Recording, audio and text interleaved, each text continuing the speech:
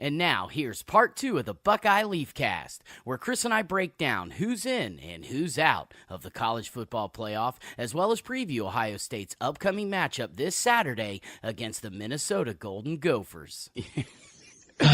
Yeah. But you know what?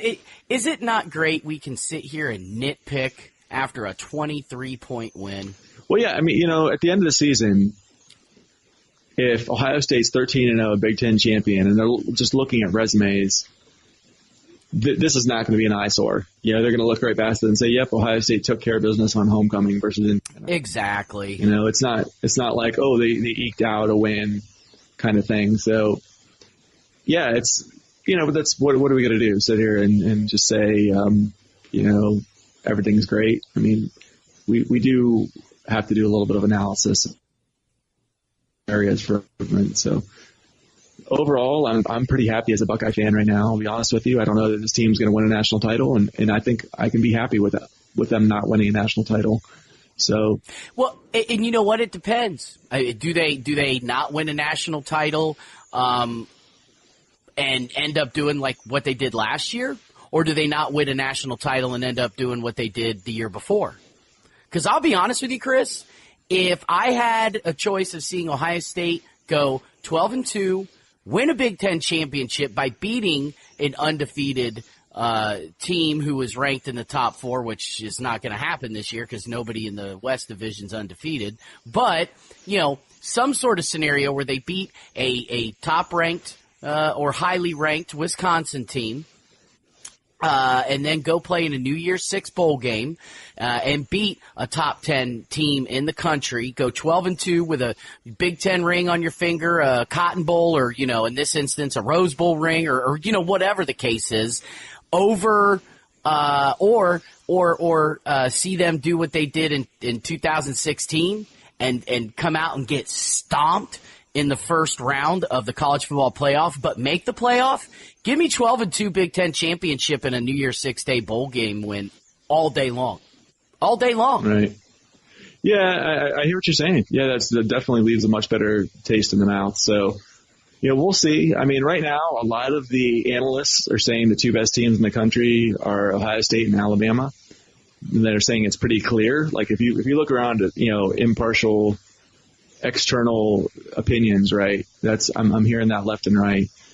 So, hopefully they know what they're talking about, and Ohio State will show out that way and play well and beat at least one. Have a nice performance in the playoffs and at least make that final if not win it. So we'll see. I mean, I think the one thing holding this team back largest would be the defense. And the bright spot about the defense is they're young. There's a lot of new starters back there. So, and especially when you look at like the areas for improvement, right? So there's those players that are underperforming are young, new starters.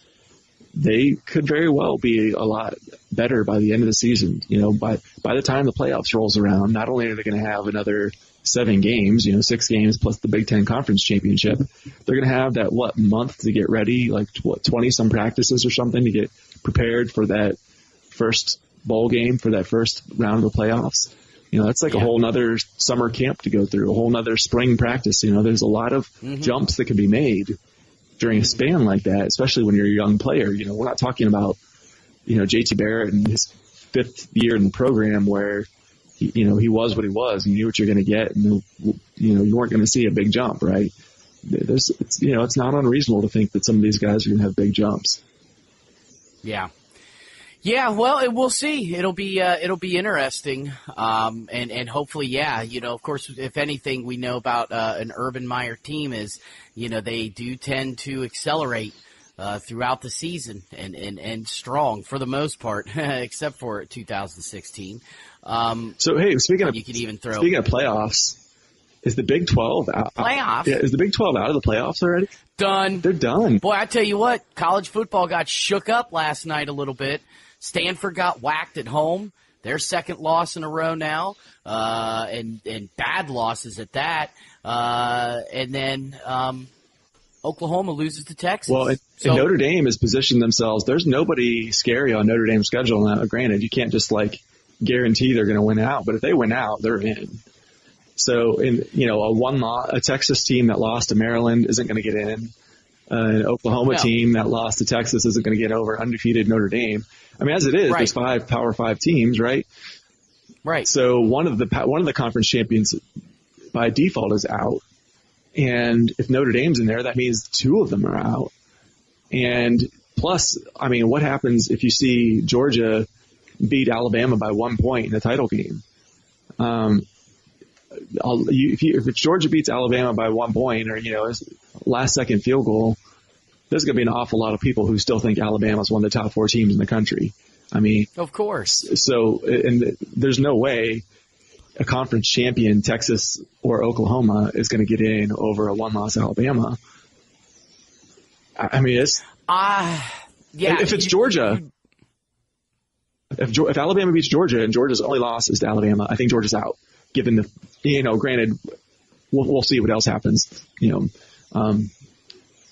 with these conference champions and the like. If Notre Dame gets a loss, if all the conference champions that have losses or whatever, you could see 2 SEC teams in there again. But it's going to be hard to keep a 1-loss Alabama team out, especially if their only loss is to what would then be the number 1 team in the country, Georgia. I mean, if Georgia wins out, including beating Alabama in the final game of the year in the conference title game, they're going to be number 1. So it's like, okay, Alabama only lost to the number 1 team in the country. Oh, let me tell you what. The only way, that Alabama gets held out is if they get smoked, which is not going to happen, or they lose 2 games, which is not going to happen. Alabama loses 1 game and it's close. I mean, hell, look at what happened last year. They lost to Auburn last game of the season. Granted, it's their arch rival and it was on the road by like 12 points. Not getting completely clobbered, but a decisive win for Auburn. Alabama still got in. Right. Still got in. And deservedly so. Yeah, I mean, they showed that they deserve to be in there. Yeah. Well, not if you ask Stan Jackson. He said that even though they won the national championship, that was not an indication that they were the best team in the country and deserved to get in to the top 4. Well, let me just put it this way. There was a big argument by a lot of people that Ohio State should have been that 4th team. Now, I, for one, think while, Alabama smoked Clemson, it was a bad matchup for Clemson. The strengths and weaknesses of the 2 teams matched up in such a way that it was like Clemson's weakness was their offensive line, Alabama's strength was their defensive line. Well, hello. Ohio State's strength was also their defensive line last year. I think Ohio State would have smoked Clemson as well. And then you get in the game with Georgia for the title, it's maybe a coin flip kind of thing. So you very easily could have seen Alabama sitting at home and Ohio State winning the national title last year. So I kind of see the argument there. It's possible. It is possible. So. Yeah, there's, in my mind, once again, the only way Alabama gets held out is that they lose 2 games, which ain't going to happen, or they get completely crushed by someone, which ain't going to happen. I mean, neither of the 2 are going to happen. I mean, we might as well just let Alabama just go, you know what, you guys are in, don't worry about it. Everybody else, you're fighting for a spot. And you mentioned Notre Dame and their schedule coming up, and there's nobody really scary on it. Here's what's interesting. I think they do have some scary opponents, but in name only. Right. You look at what these teams are doing right now this season, and not so hot. Their next game is at home against Pitt. Then they have a week off. Then they travel out to they travel out to San Diego to play Navy. So both Navy and Notre Dame are going all the way out to San Diego. That's bizarre. And playing. Yeah, in a Saturday night game. Why would you do that to yourself? I have no idea. Yeah, so a neutral site is fine, but have your neutral site be play in the Baltimore Ravens stadium. Yeah. Play somewhere on the East Coast. So play somewhere in the middle. The Bears over in Chicago. Yeah, exactly. I mean, they're somewhere close to either where Navy or Notre Dame's at. San Diego. So they're playing Navy in San Diego on October 27th. Then they travel to Evanston to take on the Wildcats of Northwestern. Then the next weekend they come home Andy from Evanston. Florida. No, sir. Just Andy Evans. The next weekend after Northwestern, they come home for Florida State. Once again, though, scary in name only. Yeah. Florida State's like, what, 2-4 right now or something stupid? Then they take on, here's another neutral site game, although this one makes a little more sense. The weekend after their home against Florida State, they travel to New York to take on Syracuse, who's not looking too bad so far this year, and they're going to be playing in the Bronx in Yankee Stadium. And then the weekend after that, they hit the road, end the regular season in L.A. to play in the Coliseum against USC. So Pitt, Navy, Northwestern, Florida State, Syracuse, and USC. I mean, that sounds almost like a murderer's row of teams to take on for the back half of your season. But those teams right now, I mean, Northwestern, granted, nice little win there at Michigan State by 10 points yesterday. They're starting to finally kind of get themselves together after losing, the first 2 or 3 games of the season. Florida State's down, USC's shaky, Syracuse is meh. Navy lost, got crushed by Air Force yesterday, 35-7. And yeah, I mean, Pitt's, I think, got like 2 wins on the season. So, definitely scary in name, but there could be a team there, Chris. Honestly, I could see knocking Notre Dame off. I'm not sold on It's hard to go undefeated for anybody. Well, and it is. But there's just something. I don't care if they did beat Notre Dame or if they beat Stanford handily in their own stadium, and then last night traveled to Blacksburg and took on a ranked Virginia Tech team, and solid win against them, 45-23. I'm just not sold on them right now. I'm sorry. Call me crazy. Yeah. Well, like I said, if Notre Dame wins out and Alabama does not win the SEC, but has just one loss, so they lose in the SEC title game, or they're 11-1. Or 11-1 or 12-1, and they're not SEC champs. There is going to be controversy because they're either you're going to have a lot of conference champions left out, or Alabama, who like most people are going to say is hands down one of the top 4 teams in the country, gets left out. So these things have a way of working themselves out. Every year at this time of the year, people are saying, "What are we going to do?" There's no way we're going to have 4 clear teams to get in. And, and now granted, like half the time it does seem like there's an argument for that 4th spot. It's like 5 teams deserve to be in. In 2014, when Ohio State won it, TCU had a pretty big argument that they deserve to be in there. So, until they go to 8 teams, I think we're going to always have this argument of somebody being left out that really deserves. Which is going to happen. It's going to happen. And it's going to happen. I can't wait, to be honest. It's why. I don't want to see it. I don't know. I want more. I want more of this. I want more of this. It's just, I don't know why you wouldn't want more of this. It's too much. It's just too much for these kids, man.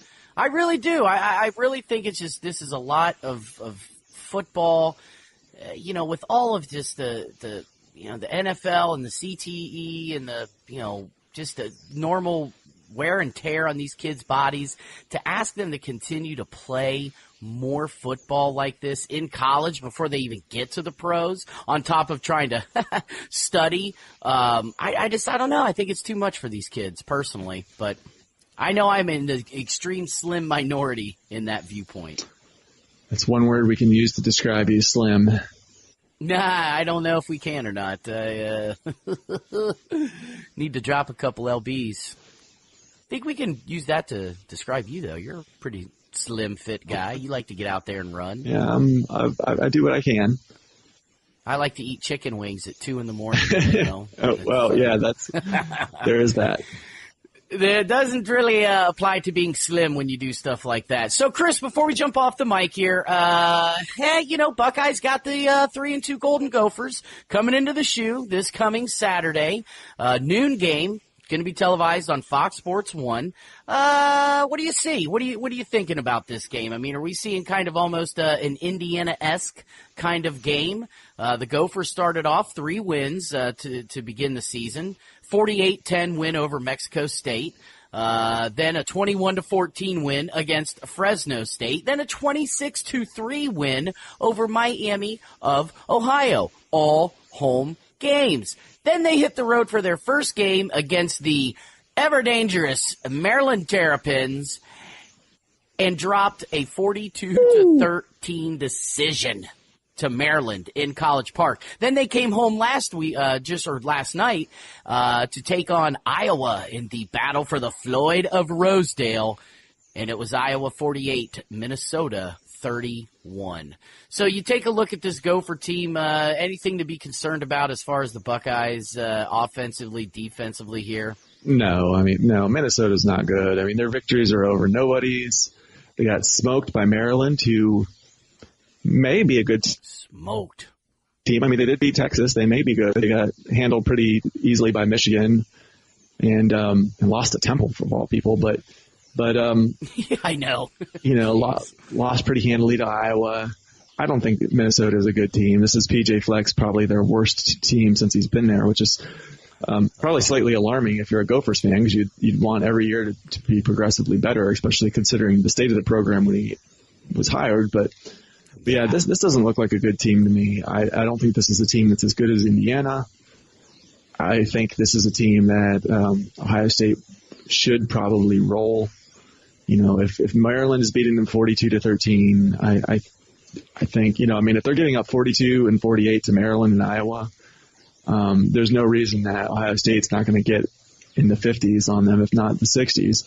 And I just don't see Minnesota getting enough points to counter that. I mean, even if Ohio State's getting 40 points, which clearly if Maryland and Iowa can, Ohio State can, does Minnesota have the firepower to get 40 points against Ohio State's defense?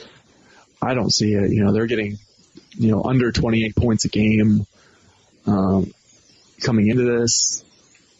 They're averaging 341 yards a game. I just don't see it. I mean, granted, I mean, they might get some points because this is Ohio State's defense here, and they give up points to everyone, but they're not going to give up 40 points, which is what it's going to take to hang in there and trade blows with Ohio State. So this should be an easy one for Ohio State, in my opinion, easier than this week. Now, on paper, yeah, I mean, this is a Minnesota team that right now ranks next to last in total offense.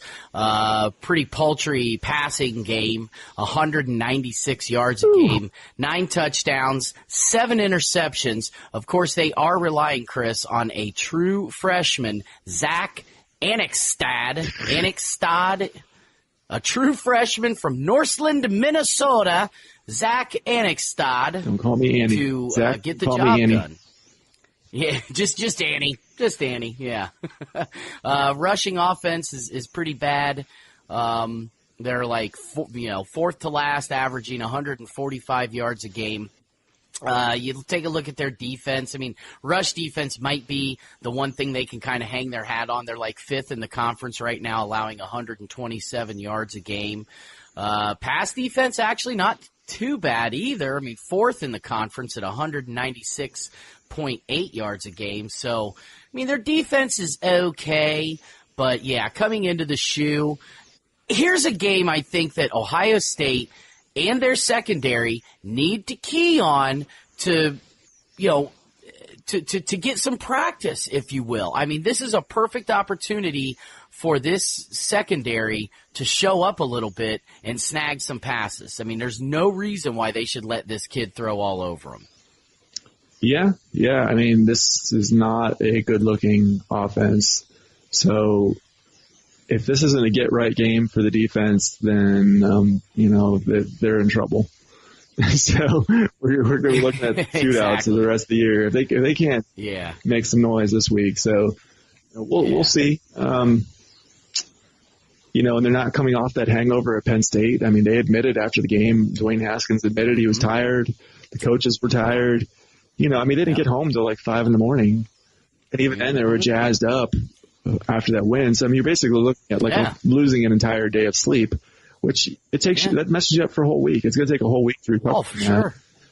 For sure. Yeah.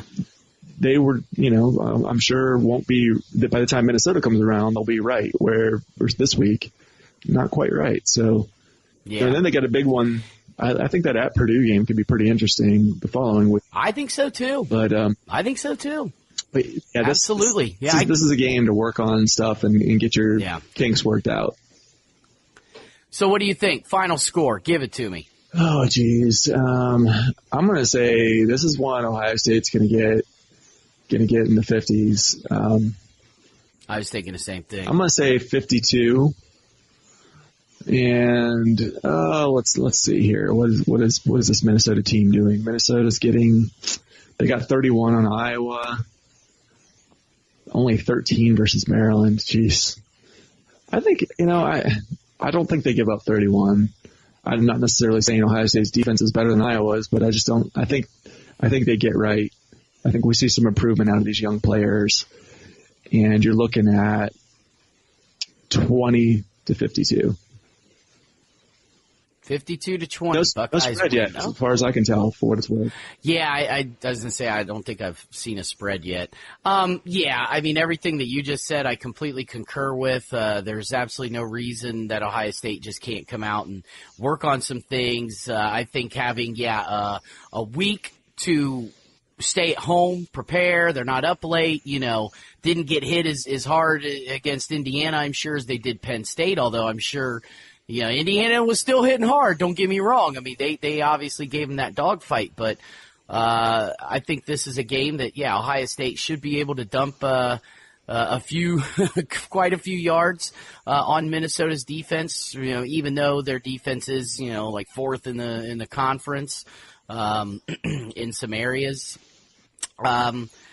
52-20. I mean, that sounds like a pretty good score. I was thinking in the 50s as well. I'm gonna go 56 to. Once again, is Ohio State's defense. Each week I kind of keep thinking that this defense is really going to respond. And the Penn State game and TCU, those are outliers. I get it. But, Oregon State, okay, Rutgers, Tulane, okay. But otherwise, against this Indiana team, I thought they'd really show up more than what they did. And I don't think Minnesota is as good as Indiana's offense. And Indiana scored 26 points. I mean, hell, Penn State scored 26 damn points. I know that's the thing that has me scratching my head. So, they give up those points to Indiana after holding Penn State to 26. I'm like, I thought we were getting somewhere. I mean, I know that McSorley looked like, the second coming of Christ, but he was, Christ was a really good quarterback. I don't know if you knew that. But I heard he could throw a pretty good spot. But I was like, man, did we you got to give up something against a team that's the number one offense in the country. You can't take away everything. And so they gave up that quarterback run, and that was, that proved taking away everything else was too much for Penn State to overcome. So I thought we were getting somewhere, but then, Indiana gets 300 yards in the first half. Go figure. I know. A head scratcher. So I'm going to say Ohio State 56, Minnesota. Actually, I'm going to go with a real funky score. I'm going to go with 53-19. 19. How'd they get 19? I have no idea. Safety, a couple touchdowns, field goal. There you go. Exactly. There, 2 touchdowns. A two touchdowns. They go for 2 and get it on both of them. Yeah. And then kick a field goal. Yep. There we go. There you go. 53-19. That's my final score. I'm getting way weird and out of the box with it. All right. Oh, goodness. Well, ladies and gentlemen, this has been another edition of the Buckeye Leafcast. We appreciate you guys downloading and listening to the show. You can check us out on iTunes. You can check us out on Facebook. You can check us out on YouTube. We're all over the place. Be sure to tell your friends if they want to listen to 2 yahoos sit here and yak about Ohio State football for probably a lot longer than you care to listen to, check us out, Buckeye Leafcast. So having said that, Chris, before we jump off, you want to tell some of the fine folks where they can get a little more Chris Stefanik in their life? Yeah, so like I do every week, I point you towards my other podcast. I have a personal development podcast called Choice Conversations. You can find me anywhere where you would listen to your podcast. That would be iTunes, Stitcher, et cetera, or go to choiceconversations.com. And I will help you to improve your life in all areas. So come check it out, Choice Conversations. Now, if anybody's going to help me straighten my life out, sir, I would not want anybody to delve into this brain but you, sir, the intergalactic Buckeye fan himself. That would be a pleasure beyond words. Whew, you better be careful what you wish for, if you will. It could get kind of dangerous in there, buddy. Well, I'm up to the challenge, Andy. I'll bet you are, brother. This edition of the Buckeye Leafcast also brought to you by Christie's Cleaning Services, LLC. It's not clean until it's a Christie clean. Be sure to check out her Facebook page at Christie's Cleaning Services, LLC, and Columbus Wired for your premier source for sports in and around the Central Ohio area and beyond. Be sure to check us out at columbuswired.net. So, Chris, you've got a big win against Minnesota. I've got a big win against Minnesota. I think we can safely say that this weekend, would be a good weekend to maybe call my fiance and have her come over and clean your house. Actually, well, that would be great because she'd be making money, but don't call her. You can clean your house yourself because you're probably not going to miss a whole lot come noon this coming Saturday in the shoe. So. No, definitely call her. Yeah, give her a call. Definitely call we her. Need money. Sir, let's leave like we always do. OH. I-O. Go Bucks. To old Columbus town, to the stadium to hear the band, by far the finest in the land. I want to go back to Ohio State, to old Columbus town. I want to go back, I gotta go back to old